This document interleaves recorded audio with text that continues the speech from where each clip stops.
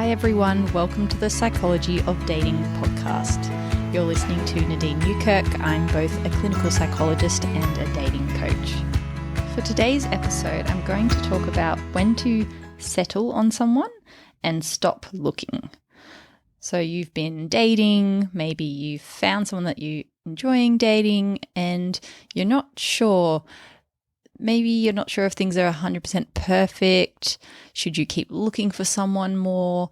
Or is it time to settle down and really invest and put everything into this relationship?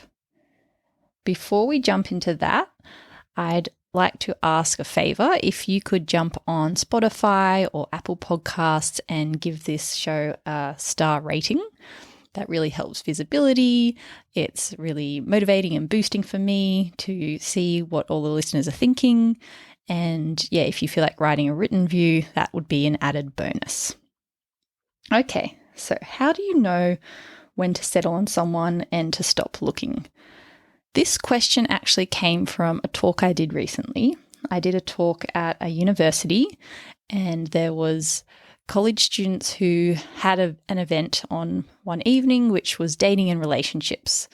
And the university got 3 guest speakers.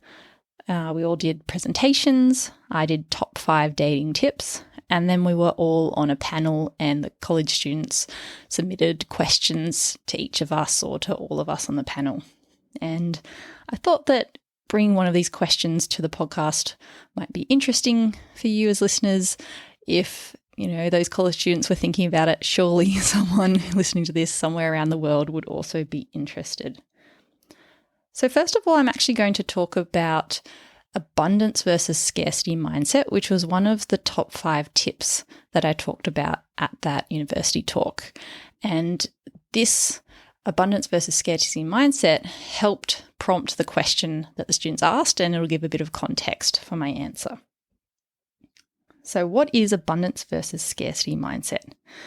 This is a mindset which is really important in dating because if you have abundance mindset, it can help you keep persisting towards your goal, whether you want to be in a relationship or you want to find the perfect casual person, whatever it is you're looking for, it will help you stay motivated and stay on track for that. And it helps you not go down rabbit warrens or get off path. Let me give an analogy for scarcity versus abundance mindset. Imagine you are looking for a Thai restaurant. And if you have scarcity mindset, you will have thoughts like it's really hard to find a restaurant, there's barely any out there, it's impossible to find good food at a Thai restaurant, it's too much effort, it's too exhausting to go walking to find one or to search on the internet. And it'll feel like there's just one restaurant in the middle of a desert, that there's barely anything out there. It's scarce. And so if you stumble upon one Thai restaurant, you're more likely to stay there, even if the food's mediocre and you're not really into it, or even if that place is giving you food poisoning, because it feels like I'm going to starve if I don't go to this restaurant. I don't have the possibility to keep walking, for hundreds and hundreds of kilometers to get to the next restaurant. So I best settle here. And that can happen with dating, that it can feel really scarce, like it's impossible to find someone who has the same core beliefs in a relationship like I do and is a nice guy and, wants a relationship. So then if you meet someone who meets part of your criteria, but not everything, and you're not quite satisfied, you're too scared to move on from that connection because it feels like there's going to be no one else. Imagine if you had abundance mindset when you were searching for that Thai restaurant. The thoughts might be more like, there's plenty of restaurants out there. It's normal to take some time to find a good Thai restaurant.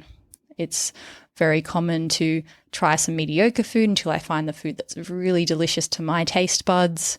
And it's okay to take some time. I'm willing to wait till I get some more delicious food. So you're more likely to eat at one restaurant, try another, maybe persist even though there's been a bit of a dry patch and you've only seen Japanese restaurants, not Thai ones, for a long time.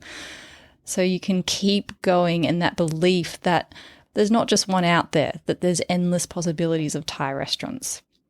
And if there's endless possibilities of a good match for you in a relationship, then you're more likely to put everything in, to really take risks, to really stand your ground with boundaries with people you're seeing, because you know that there'll be other options out there. So this was one of the tips that I talked about, how mindset can help shape and shift your dating experience. And then the question came, well, how do you know with abundance mindset if you can take it too far, where you just keep searching? How do you know when to stop? And I thought this was a fantastic question. So I believe there's 2 key criteria to have a really healthy, flourishing connection. The first one is that you have a base core criteria met. Whether you want kids and the other person wants kids as well, that they've got consistency, kindness, and the most helpful way I find to have a really good criteria system is by using Amber Grubenman. She's also a dating coach, and I've done a previous episode with her, by using her 5 elements strategy.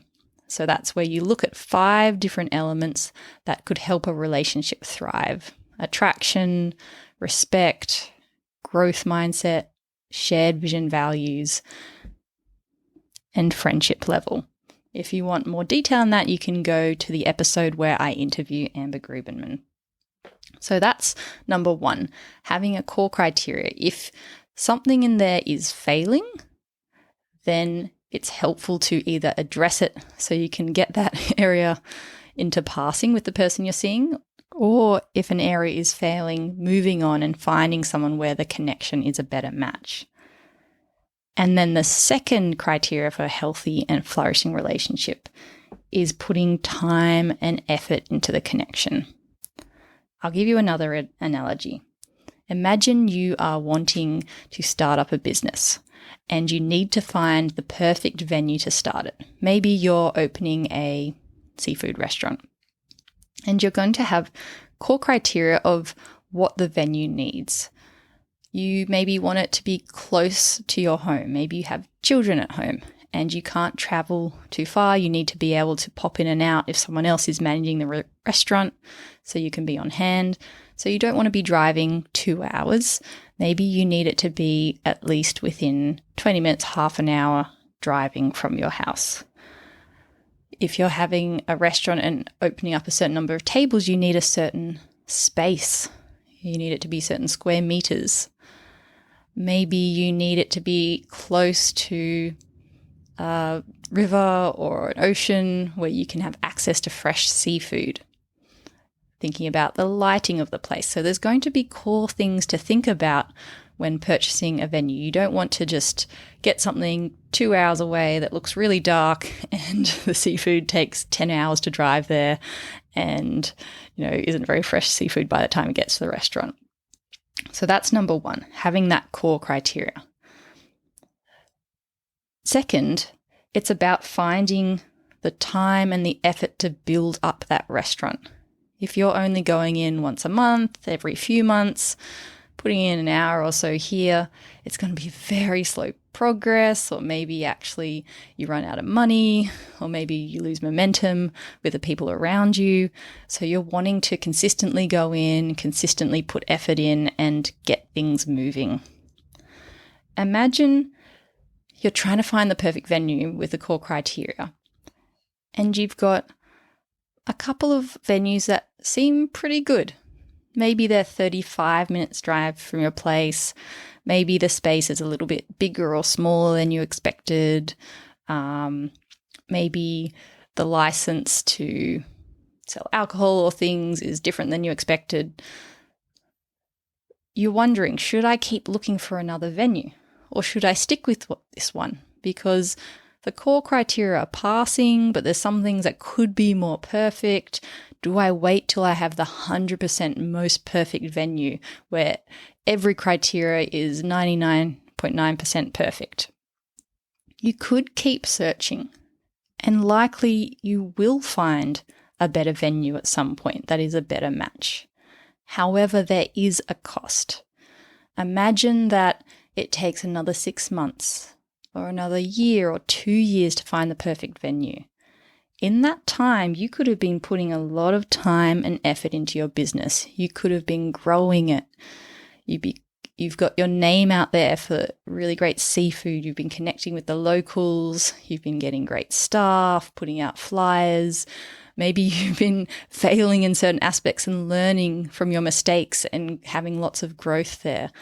So what you could build in 6 months, a year, 2 years could actually make it a really amazing business. And even if you found a perfect match for a venue 2 years down the track that was better than the original one, you wouldn't have that 2 years of time and effort that you've had to build an amazing business. So you're actually starting lower than if you just got the one that was passing but not 100% perfect. So this is the same in a relationship. Yes, you want to look at core criteria. If you really want kids, don't date someone who doesn't want kids. That's a core criteria. However, maybe they're a centimetre shorter than you expected. Maybe there's some growth that you both have in terms of maybe they aren't as assertive as you would normally like someone, but they have growth mindset and they're really willing to change, to speak up about their needs, and you're working on it together. If you stay with that person, you can grow together, you can put the time, the effort into the relationship, and the 6 months that it would have taken to find someone more perfect, you could spend having an amazing relationship with that person. It's kind of like when you're going down to that Friday night to sit on the couch and watch some Netflix. And have you ever had that experience where you just want to relax, but you can't decide what you want to watch because you're like, kind of needs to be perfect. I just want, a chick flick, but really good quality, but not too long, but not too short. And you spend half an hour scrolling, and by then you're too tired and you're just like, I can't be bothered, and you turn it off and you go to bed. If you just put on a chick flick and sat down and, maybe you don't pick a horror movie because that's not what you're wanting, that's not your criteria, but if you get something close enough to your criteria and you watch half an hour of that, you would have been better off than just scrolling the whole time and not getting any of the just relax, put your feet up, have a cup of tea and watch the show. Okay, everyone, I hope that was helpful, and have a lovely day or night wherever you are.